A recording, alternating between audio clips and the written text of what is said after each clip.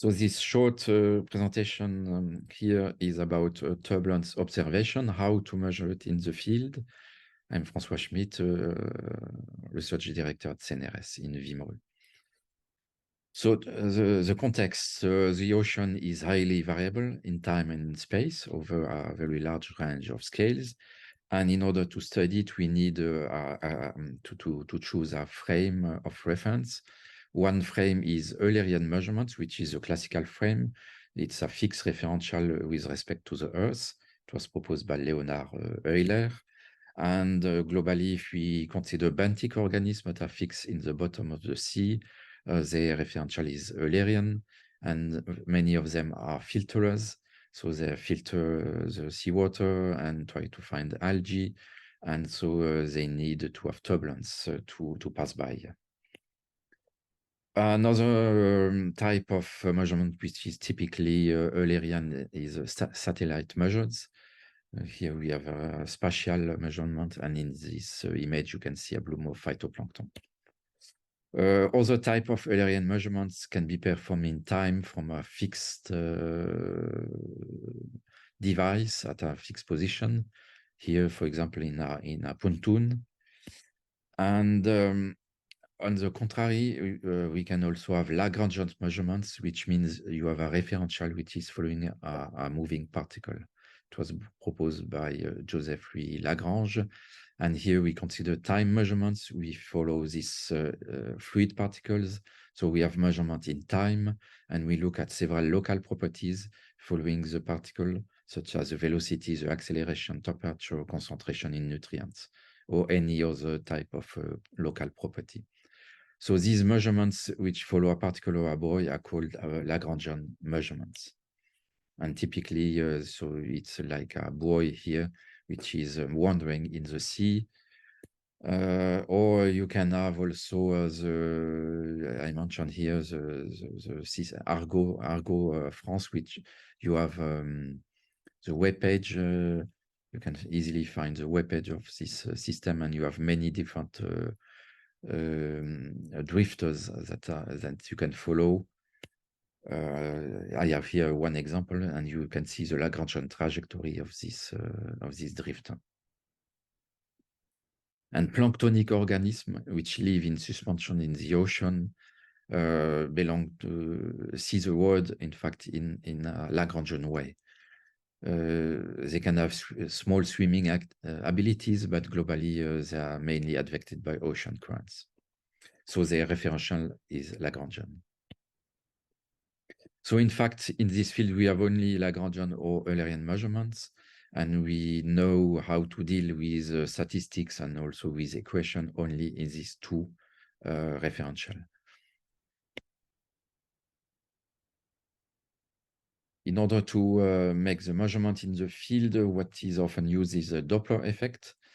And for the Doppler effect, you have the main idea is that you have a fixed receptor, which detects a wave which is emitted by a moving object with a velocity v. And there is, in fact, a frequency shift in the wave which is received.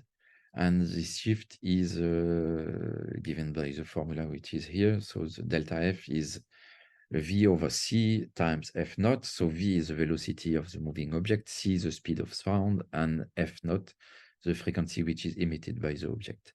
So in fact, if you measure the shift in frequency, you can have an idea of the velocity of the moving object. So this is used in order to it's applied to, in fact, in the ocean when you consider a small fluid particle which is transported by the currents. So you have a transmitter and a receiver. So I've put here the transmitter in red. So the first step is that you send a wave by the transmitter. Second step, this wave hits the particles, it's reflected back. Third step, the reflected wave goes back to the receiver, which is here in blue. And then you can recover the particle velocity, and so the turbulence velocity, by using the Doppler shift. So you have the axial velocity, which is c delta f divided by f naught. So if you know f naught, because you have chosen this frequency, and you measure the delta F, then you know the actual velocity of the particle. So this is what is done by so-called ADV, acoustic, it means acoustic Doppler velocimeter. So it's a technique to measure the velocity field in 3D. As shown here by the image, you have you have one transmitter, which is in the center, and three receivers. And then you have three different directions, and you can reconstruct the local 3D velocity vector of the particle.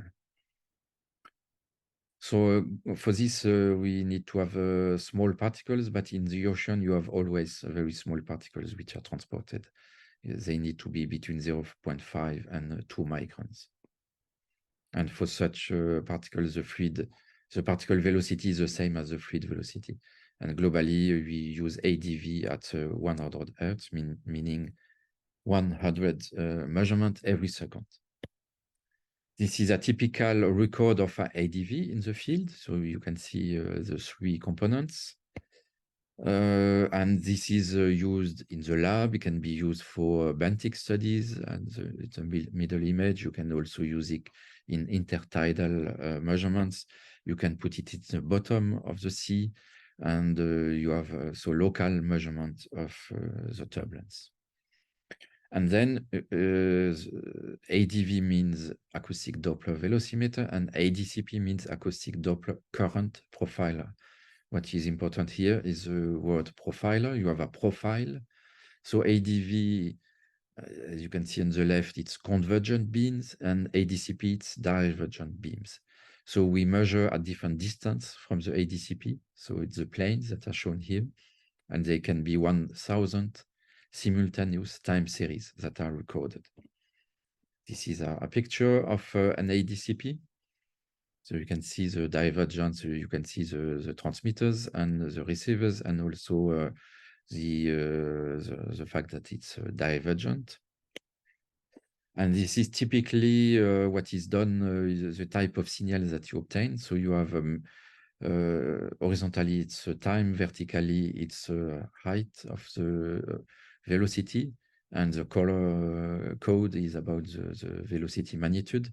It can be fixed on a boat, and then you look at the current below the boat. You can also fix it in a structure which is put in the bottom of the sea. And of course, you have always the problem of fouling, so you need to clean very frequently this type of device. And you have complex measurements, so you need also to have a good code in order to analyze the data, because you are generating with this a lot of data. What is also important is not only turbulence in the field, but many scalars, because the scalars, which are the local properties of the flow, are transported by the turbulence. So these scalars can be the temperature, can be the salinity, or dissolved oxygen, turbidity, fluorescence. So here we have this sensor, typically with the NKE sensor, which is shown here, is measuring the different quantities that are listed here. So you have simultaneous measurement of many different quantities, and typically they are measured every second. What is also done when we measure the turbulent quantities in the field is to look at vertical properties. And for this, there are free-falling profilers, like the one which is shown here. And the idea, or this one which is also shown here, which is CAMP. So this one has a fluorimeter, temperature, salinity, optical sensors, and it can perform 100 Hertz resolution. So assuming a free-falling constant velocity of 10 centimeters per second, we have one measurement every millimeter in the vertical.